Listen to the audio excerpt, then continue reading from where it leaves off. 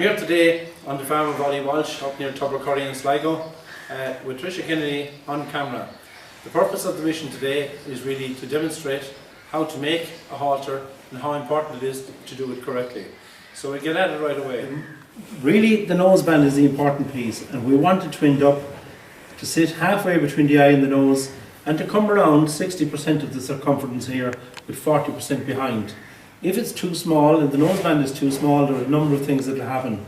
First of all, the rope coming down the sides will be too close to the eyes, and the second thing is it'll only end up sitting above their nose or whatever. If that happens, it'll tend to open at the bottom and they'll get it off over the nose. Effectively, your halter is like a steering wheel. It's your way of controlling and directing the animal as such. So it's very important that it's made right, fitted right, and suits the purpose for which it's intended. The other thing to remember is, I suppose, just a simple guide. If you're looking at baby calves, and by that I mean up to 3 months of age, a 6-inch noseband, about 15 centimetres. If you're looking at weanlings, 6 to 12 months old, you're looking at something like 8 to 10 inches, maybe 20 centimetres. If there's this kind of beast, you'll normally be, looking like more between 10 and 12. And if it's an adult animal like a cow, you'll probably want 12 to 14 inches, and certainly 14, 15 for a mature bull as such. So that's really the driver. It's about getting this piece right, and as you'll see later, everything else falls into place from there. So we'll start here now, which we have taken about 3 meters of rope. Usually 3 good arm lengths is what you need to make a halter. And the first thing you should do is to seal one end completely. And to do that, we simply use a cigarette lighter, like that, just to seal the end of it. The last thing you want here is a knot, because it can be too hard to get through loops. On the other end, I would split them to 3 strands and just seal each of them separately, as such. And when you have them sealed and they're hot, just use a little bit of water to actually cool them so that you can handle them. Our next step then is to take one strand off the other 2 as such. Simple bit of advice, make sure it's big enough.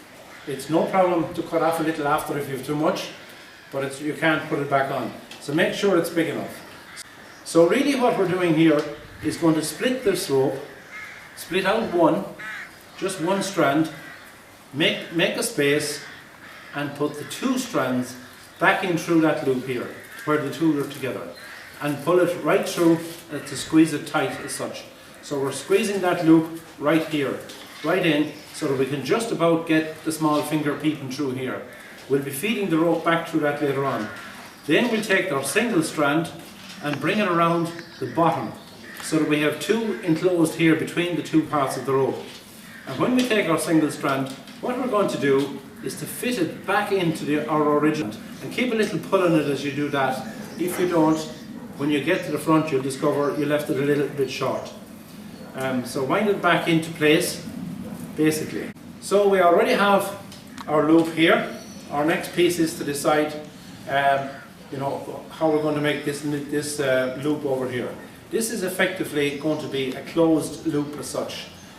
So I'm going to make this loop and feed it back through itself as such. That's our objective.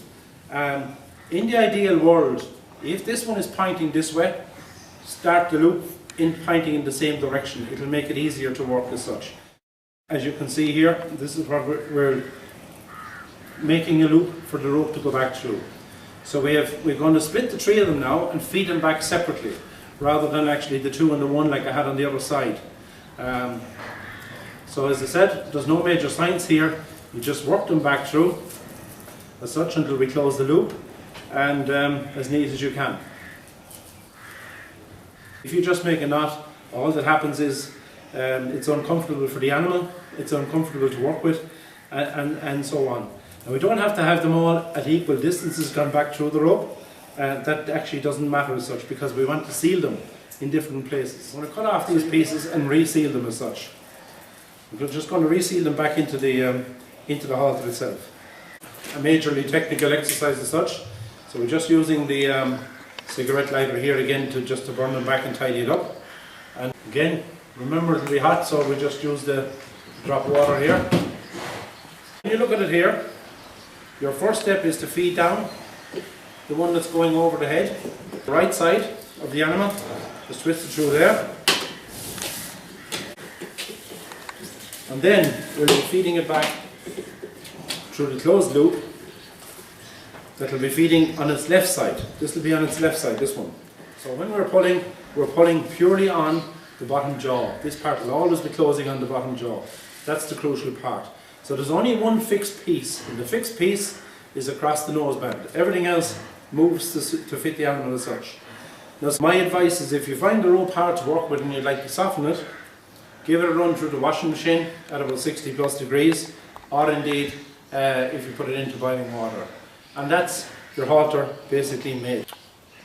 An important part of doing anything with cattle is actually health and safety. And you know, you might have seen us using a lighter there a few moments ago. If you're near hay or straw or whatever, just be careful with things like that. Go to a safe place. The same issues apply when you're actually tying up the cattle themselves. My strong recommendation for tying cattle is to use one of these bars through a wall so that they're tied simply to the ring. So that, not to bars, not to the side of a crush, not where they can get over it, under it, legs through it. All of that poses risk to injury. In the ideal world, you know, if you take a standard hay barn or pen with a wall, if you had 2 to 3 per pen with 2 or 3 rings in the wall, roll out the straw under them, that is the ideal scenario. In terms of recommendation, I'd like to have those just at about what the animal's natural neck level would be, or a little below it actually, might even be safer. In terms of rope from the jaw to the wall, when they're tied up first, something like 12, maximum 18 inches. The idea is that they can get up and lie down, but they do not have enough rope to go out over another animal. They do not have enough rope to get in, around and over themselves and wrap themselves up in it. So a ring in a wall is the ideal scenario, and you know, keep safety in mind. Remember, you have to get in to release them yourselves, and so on and so forth. And we'll show you in a few moments how to make the proper tie-up knots that can be released easily.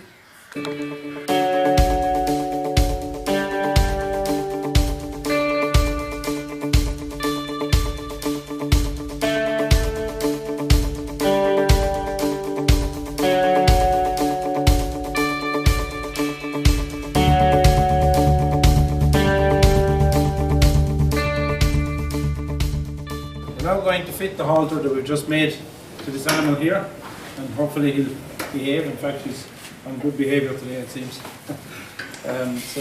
Okay, that's a nice fit actually.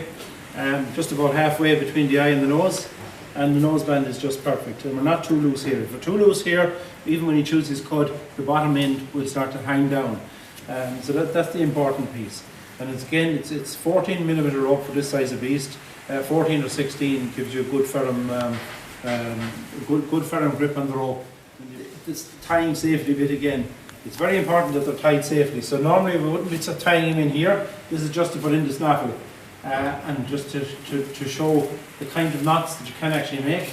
It's easier to do it when they're tied because they're pulling at one side of it, and we can use up our rope like this and just always put the end back through so that the animal can't actually, one animal can't eat the end of it or pull it as such. So now we'll just put in the snaffle. It's all really about control. That's the crucial piece with haltering.